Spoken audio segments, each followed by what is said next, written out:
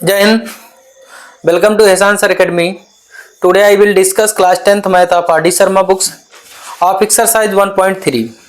अभी तक आप लोगों ने 3 एग्जाम्पल आप लोग कर लिए। √3 को इरेशनल प्रूफ किए, √2 को, √5 को इरेशनल प्रूफ किए।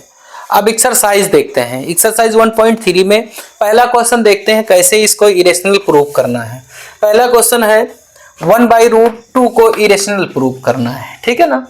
तो इसमें लेट करेंगे, let 1/√2 is a rational number. मान लेंगे कि ये rational number, rational number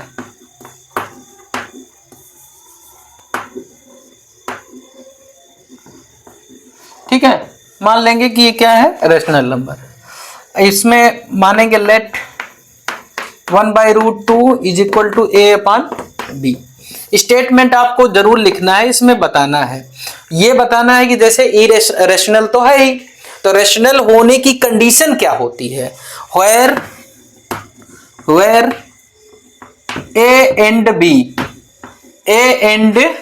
b is coprime, is coprime, is coprime, ठीक है ना। Where a and b is coprime, ठीक है ना। एज इट इज मतलब एग्जाम्पल इसका ये होगा,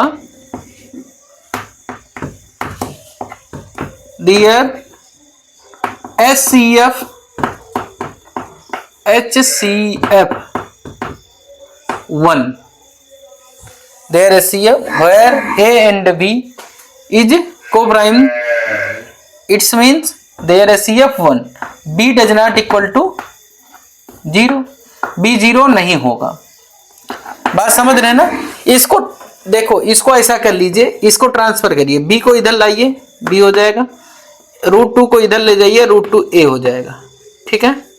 √2a squaring both side, squaring both side, squaring कर लीजिए इसका, तो b square is equal of 2a square, ये होगा। b square is equal to क्या हो जाएगा, 2a स्क्वायर हो जाएगा, ठीक है ना। अब यहां पर देखिए, यहां पर क्या है आपका, यहां पर मैंने बताया कि जैसे कोई भी इंटीजर है उसका स्क्वायर किसी भी इंटीजर से अगर डिवाइजिबल है तो वो इंटीजर भी उस नंबर से डिवाइजिबल होगा। मतलब समझ रहे हैं, फिर से समझिए, अगर किसी कोई इंटीजर है उसका स्क्वायर अगर किसी इंटीजर से डिवाइड्स हो जाता है तो वो इंटीजर भी उस इंटीजर से डिवाइड्स हो जाएगा, ठीक है ना। ये जानते रहिए, क्योंकि यहां पर सिंस b स्क्वायर डिवाइड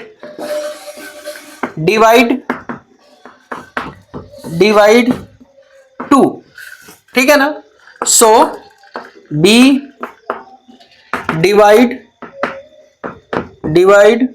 2, अगर b स्क्वायर 2 से डिवाइड है तो d भी 2 से क्या हो जाएगा, डिवाइड्स हो जाएगा। अब यहां पर थोड़ा सा लिखना है, लेट भाई अगर डिवाइड होगा तो b इक्वल टू 2c हो जाएगा, या 2x हो जाएगा, या 2z हो जाएगा, जो भी मानना चाहे मान सकते हैं, ठीक है ना। b इक्वल टू क्या हो जाएगा इसमें, 2c। अब इस 2c को पुटअप कर दीजिए क्वेश्चन नंबर फर्स्ट में, ठीक है ना। क्वेश्चन नंबर फर्स्ट यही है, b square is equal of 2a square, इसमें पुटअप करिए भैया। जब इसमें पुटअप करेंगे तो b value of b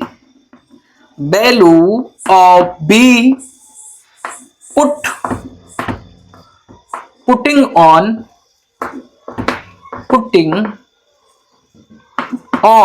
equation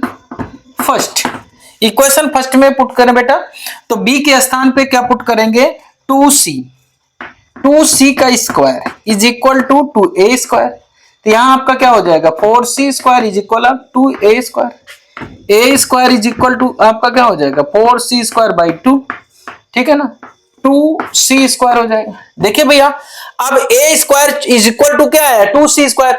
अगर किसी a स्क्वायर या किसी के बराबर में कोई नंबर्स है तो उस नंबर से वो डिवाइजिबल होता है, नहीं तो आप सोचे कि ये कैसे हो जा रहा है। जैसे a square is equal to 2c square है तो 2 होगा, 3 होगा, जो भी इसके प्रोडक्ट में होगा उससे डिवाइजिबल होगा, समझ रहे हैं ना। तो यहां लिखेंगे वही चीज, सेम चीज यहां पर लिख देना है आपको, since A square divides 2, so a divides 2, ए भी क्या होगा 2 से डिवाइड्स हो जाएगा भैया। ये क्वेश्चन नंबर सेकंड हो गया। अब आप लिखेंगे from equation first and second. First and second से देखिए भैया, equation number first and second से हम देख रहे हैं b ऑफ 10, हम क्या पा रहे हैं b of 10 that 2 common factor of a and b, मतलब जो इसका मतलब कॉमन फैक्टर आया वो 2 आया, जबकि आना क्या चाहिए था 1 आ जाता तो रेशनल प्रूव हो जाता, लेकिन रेशनल नहीं आया। देखिए 2 आ गया। अगर कॉमन फैक्टर 1 के अलावा कुछ भी आ जाता है तो वो फिर इरेशनल ही होना है, ठीक है ना। तो यहां पर वही चीज बिल्कुल सेम लिख देना है जो अभी तक आप लोगों ने लिखा है, ठीक है ना। जो अभी तक आप लोगों ने लिखा है दिस इज ए कंट्राडिक्शन,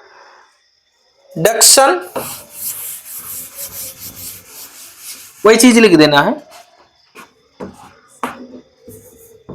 यहां से। दिस इज ए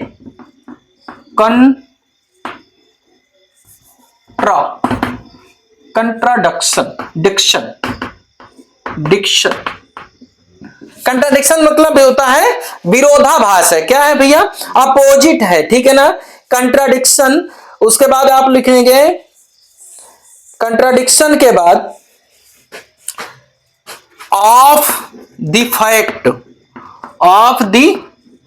फैक्ट क्या था?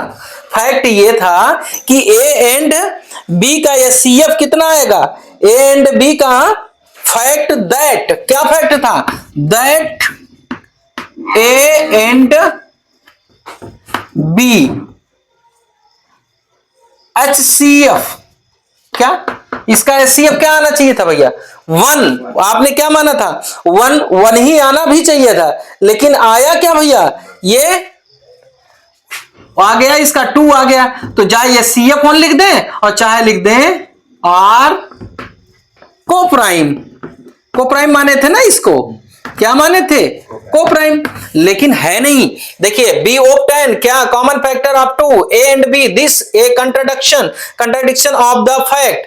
क्या फैक्ट, जो फैक्ट आपने माना था उसका कंट्राडिक्शन आ गया, अपोजिट आ गया, विरोधाभास हो गया। क्या विरोधाभास हो गया that A and B are coprimes, A and B क्या आ गया कोप्राइम्स है। जब मतलब इस ए एंड बी का कोप्राइम होना चाहिए, लेकिन आया क्या कोप्राइम नहीं आया ना, तो इसलिए आप लिखेंगे hence